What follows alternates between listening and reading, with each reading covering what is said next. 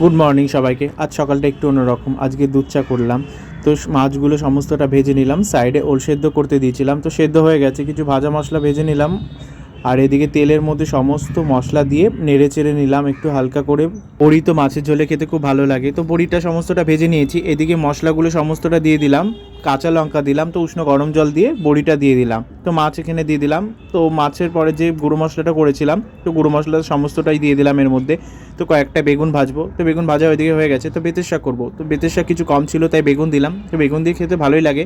তো কাঁচা লঙ্কা দিয়ে দিলাম এর মধ্যে, সামান্য একটু চিনি দিয়ে বড়ি দিয়ে নেড়ে চেড়ে কিছু রসুন কুচি দিয়ে দিলাম। তো রসুন কুচিটা দিয়ে করলে স্মেলটা ভালো লাগে খেতে। তো ভাতটা এদিকে বসিয়ে দিয়েছি। আজ বিকেলে ভাবলাম কাজ্জি মাছ বানাবো। কাজ্জি মাছ কার কার ভালো লাগে খেতে। তো কাজ্জি মাছের বড়ার জন্যে এদিকে ধনে পাতা দিয়ে দিলাম, পেঁয়াজ কুচি দিলাম, নুন, হলুদ, লঙ্কার গুঁড়ো, জিরের গুঁড়ো, সামান্য চিনি দিয়ে ভালোভাবে এটা মাখিয়ে নিচ্ছি। কর্নফ্লাওয়ার দিলাম, তো এদিকে সমস্তটা ভেজে নিচ্ছি। তো দেখো আমার এদিকে ভাজাও হয়ে গেছে কাজ্জি মাছের বড়া। তো তোমাদের কার কার ভালো লাগে জানিও। এদিকে বিকেলবেলা দিয়ে ভাবলাম চাও করব, তো চাটা এদিকে হয়ে গেছে। তারপরে রাত্রেবেলার দিকে রুটি তো খেতে হবে, তো রুটি করছিলাম। ভিডিওগুলো কার কার ভালো লাগছে একটু তোমরা জানিও, যদি ভালো লাগে